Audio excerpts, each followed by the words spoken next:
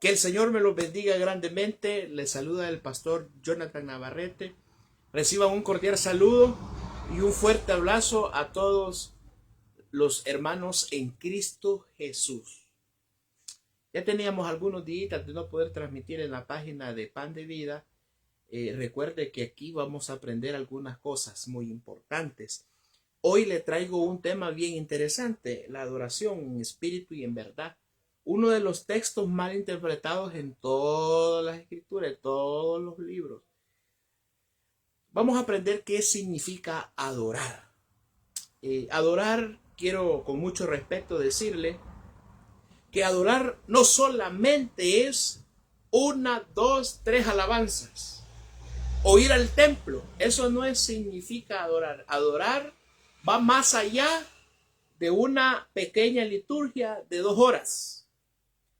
Va más allá de lo que usted piensa que en un templo se puede adorar.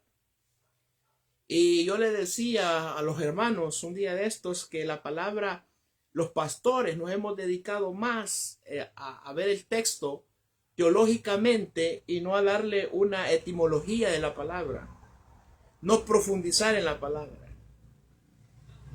El problema de los pastores es que le estamos dando el sentido teológico, y con esto no estoy diciendo lo contrario. Está bueno. Hay que darle el sentido teológico al texto, pero también hay que darle la etimología de la palabra en sí. Y no solamente eso, ir a la cultura, cómo fue escrito. Y no solamente eso, sino ir al contexto histórico. Cultura es una cosa, historia es otra. Etimología es una cosa, es ir a la raíz de la filología, es decir, de cómo se compuso la palabra, cómo está compuesta la palabra. Y ese es el problema de hoy. Entonces hoy vamos a aprender qué es adorar en espíritu y en verdad. Entonces dije que adorar no solamente son 4 cantos, una oración, una alabanza y rendirme a Cristo y a levantar las manos.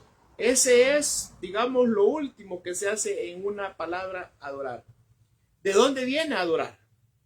¿De dónde viene la adoración en sí? No solamente viene de los judíos ni de los cristianos evangélicos, sino que la adoración no solamente es exclusiva de los judíos, sino antes de los judíos habían pueblos que tenían una forma de adorar. Si usted conoce historia y le encanta la historia, puede saber de que aquí en nuestro país, El Salvador, también adoraban a un dios llamado maíz. Ahora, había religiones diferentes y sus mensajes en las adoraciones antiguas paganas también se adoraba. Los griegos adoraban diferente, los romanos adoraban diferente. Los romanos se cubrían su cabeza, tanto el hombre y la mujer utilizaban un velo en símbolo de respeto a la deidad que adoraban. Los romanos, cuando adoraban a Saturno y a Hércules, se cubrían su rostro. Los griegos, cuando adoraban a Zeus, dice que también se postraban. La forma de postrarse era un sinónimo de adorar. Era un simbolismo de humillación, postrarse. Entonces, antes de los judíos y de los cristianos, habían religiones paganas que se adoraban. Adoraban distintas formas, en distintas maneras. Ellos tenían su, digamos, forma de adorar. Ahora, la tradición judía o la religión judía en sí también se rendía a la voluntad de Dios. Y ellos tenían un objetivo muy interesante. Ellos renuncian a su voluntad y obedecen y plasman la voluntad de Dios sobre sus rostros y comienzan a tener gestos de adorar. Por eso es que usted mira a judíos llorando con rostros así, mueven en el muro de los lamentos, hacen esto, pero en un sinónimo de bendición, de adoración.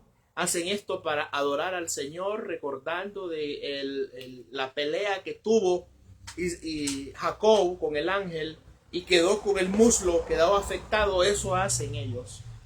Adoran. Entonces esa es una forma de adorar para el ambiente judío. Ya vimos cómo adoraban los romanos, adoraban los griegos, adoraban hoy los judíos. De igual manera, en el momento que iban a sacrificar a Isaac, también ese fue un acto de adoración. Rendirse hacia la voluntad de Dios y renunciar de lo mío hacia lo de Dios. También fue un acto cuando iba a sacrificar, cuando Abraham iba a sacrificar a su hijo. ¿Cómo iba a adorar a Jehová? Sacrificando a su hijo. Para adorar hay que sacrificar algunas cosas. Bueno, ¿cuál ha sido el problema? No le estamos dando la etimología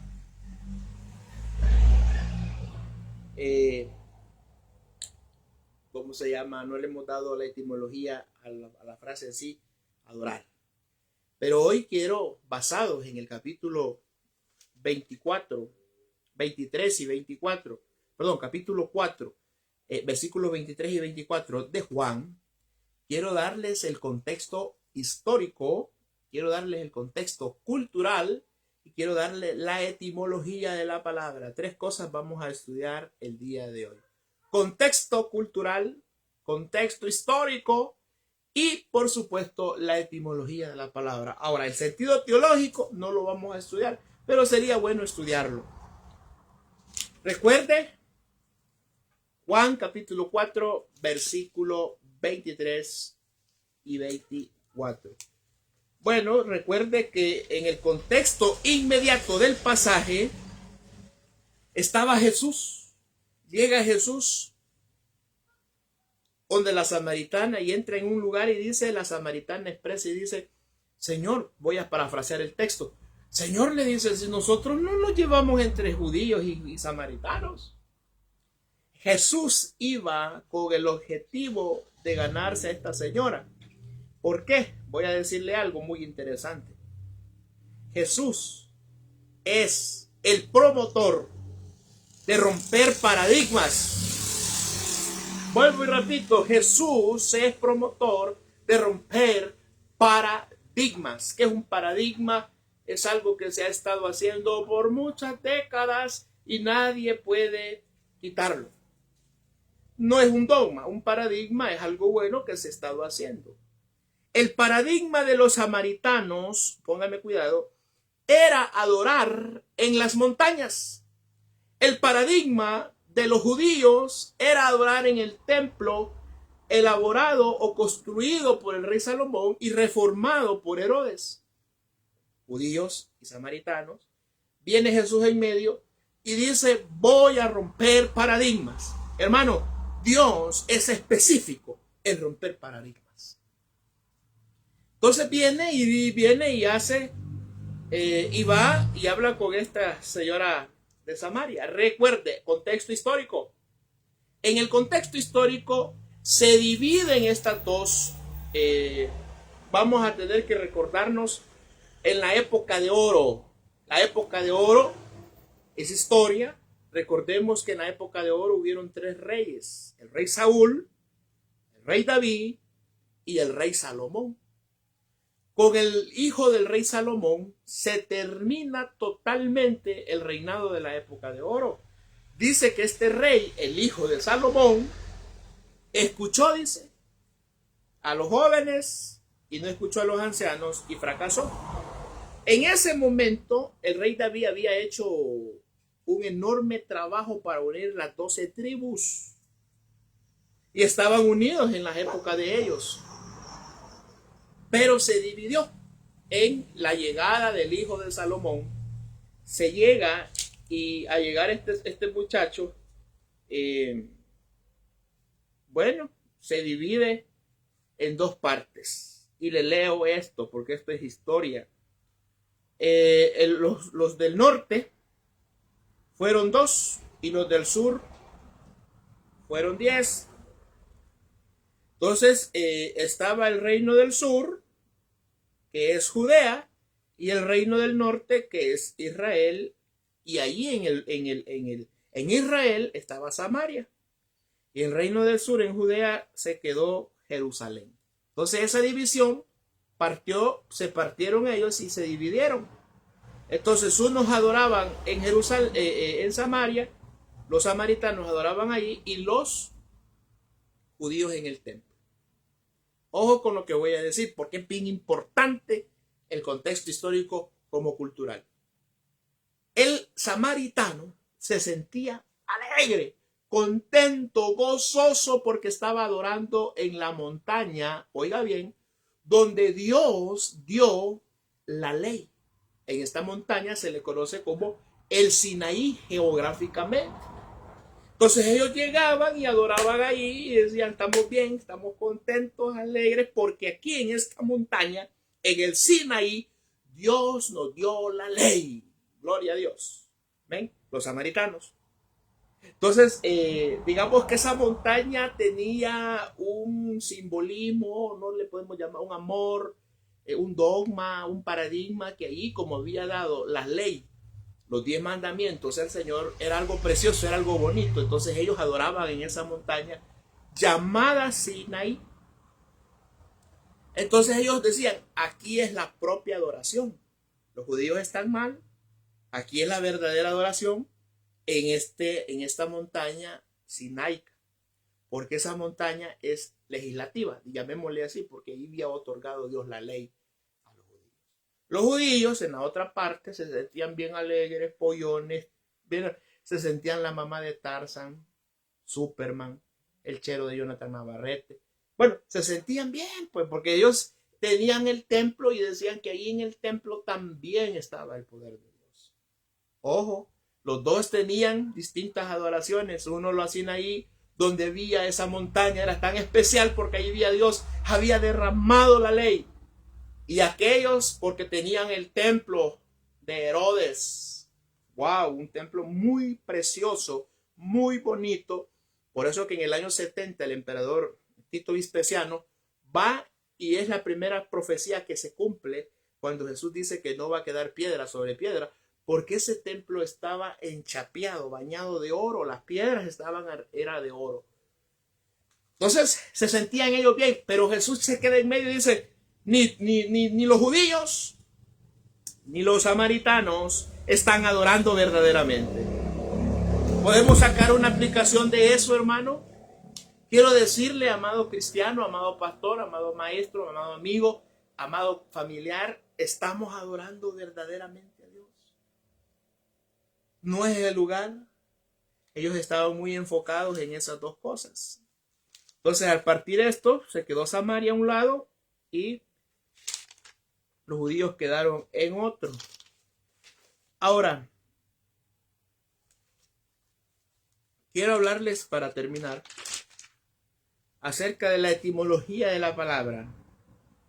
La etimología es la raíz de cómo fue escrita nuestra santa y bendita palabra.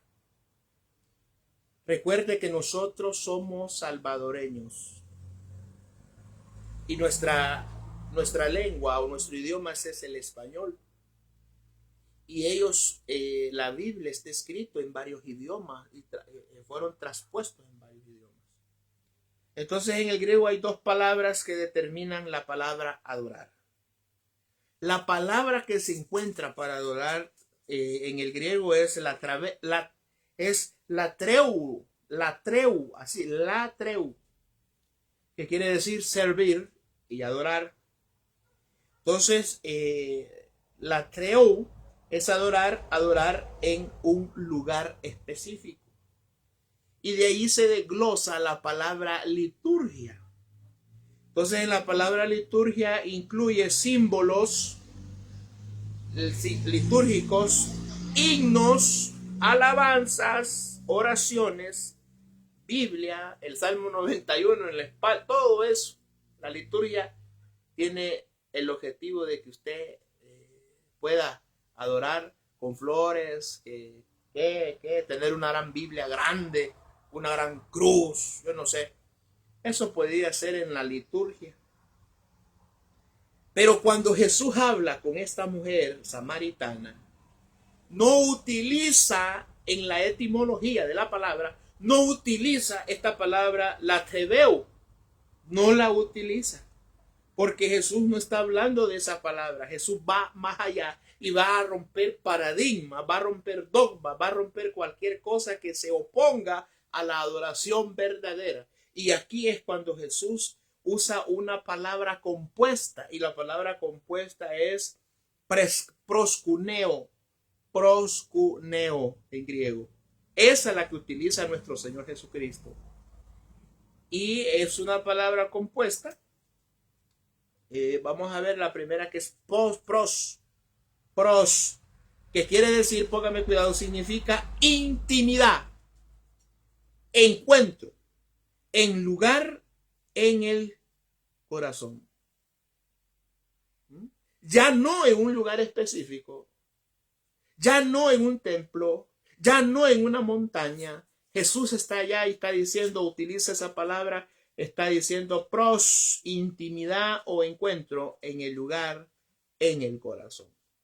Y cuneo, que también es una palabra griega que significa besar y reconocer, servir. Entonces las dos palabras ya compuestas es un encuentro íntimo con Dios, rendirse a Él en una transformación y adorar con el estilo de vida. Entonces, la verdadera adoración no consiste en cantos. La verdadera adoración no consiste en que usted levante sus manos. La verdadera adoración no consiste en que usted cante precioso. La verdadera adoración no consiste en que usted vaya y haga rezo o oración. La verdadera adoración consiste en transformación en su vida, el buen testimonio, el amor que salga sobre usted, el respeto, su forma de expresarse, su forma de amar, su forma de andar en este mundo. Desde ese momento usted está adorando al Rey de Reyes y Señor de Señores, al Príncipe de Paz, al Dios Todopoderoso, al Dios que abrió el Mar Rojo, a esa persona tan maravillosa, a esa deidad que tenemos como nuestro Dios. La adoramos desde el momento que usted y yo comenzamos a vivir para Él. Desde ese momento. Entonces, la palabra en sí consiste en que mi estilo de vida es forma de adorar. Amén. Como usted hable, está adorando a Dios. Como usted ame, está adorando a Dios. Así como ame a su esposa, así está adorando a Dios. Las esposas como amen a sus esposos, así están adorando a Dios. Entonces Dios va más allá y le está diciendo a la samaritana, la montaña ya no vale, el templo ya no vale, lo que vale es un encuentro personal en nuestros corazones con el Rey de Reyes y Señor de Señores. Gloria a Dios por eso. Entonces la verdadera adoración es rendirme a Él, pero que mi vida refleje a Él. Por eso es que yo siempre lo voy a decir en todas mis prédicas.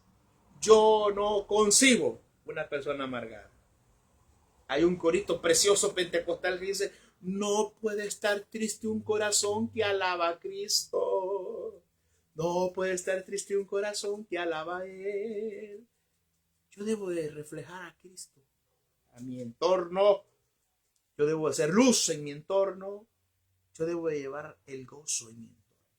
Entonces, el estilo de vida es adorar. Ahora, las últimas dos palabras, espíritu y verdad. La palabra espíritu está en el griego, es pneuma, que es un pneumático que adentro lleva el aire. Entonces es pneuma y es la auténtica adoración. Yo adoro las 24 horas. Los 7 días de la semana debe adorar usted al Rey. Entonces la palabra verdad se traduce a mente. Es vivir mis acciones, mi actitud, mi carácter, mi forma de andar. Esa es la verdadera adoración. Entonces, amado amigo, amado congregante, amado siervo del Señor, Le pregunto, ¿está adorando al Rey? Usted me tiene la respuesta, nuestro Señor Jesucristo tiene la respuesta. Y créame que fui yo el primero de decirle al Señor, perdóname. Porque la intimidad en sí consiste en mi forma de vivir. La adoración consiste en mi forma de actuar. La adoración consiste en mi forma de hablar. Cuando yo tengo un encuentro personal con Jesús en mi corazón. Amén. Ahora, pastor, usted dijo que la alabanza es mala. No, el canto no es malo, la alabanza no es mala, la oración no es mala, reunirnos en el templo no es malo. Eso es como cuando le decimos siempre nosotros como pastores a la gente, buscar primeramente el reino de Dios y su justicia, y todas las cosas vendrán por añadidura. La añadidura es la alabanza, la adoración, la liturgia, que es tan preciosa en diferentes iglesias. Dios y el Espíritu Santo, después que yo en mi trabajo, en mi iglesia, en mi lugar, en mi comunidad y en todo, estoy reflejando a Jesús, en mi vocabulario estoy reflejando a Jesús, voy al templo, ese es el bon, esa es la terminación de la palabra adorar. Muchas gracias, amados hermanos en Cristo. Recuerde siempre estudiar la Biblia, porque hay un texto donde dice que por falta de conocimiento su pueblo fue destruido. Le insisto a escudriñar las Escrituras. Le incito a que siga congregándose. Le incito a que siga hablando de la palabra de Dios. Siga empapándose, siga orando, siga creyendo, porque Dios tiene un plan específico para su vida. Muchas gracias. Les deseo un feliz Navidad y un próspero año. Que Dios lo siga bendiciendo a cada uno de ustedes. Familia, les amo en el Señor. Pastores, les adoro en el Señor. Hermanos, los amo en el Señor. Que el Señor me los bendiga y bendiciones masivas para todos ustedes. Les saluda el pastor Jonathan Navarrete. Bendiciones.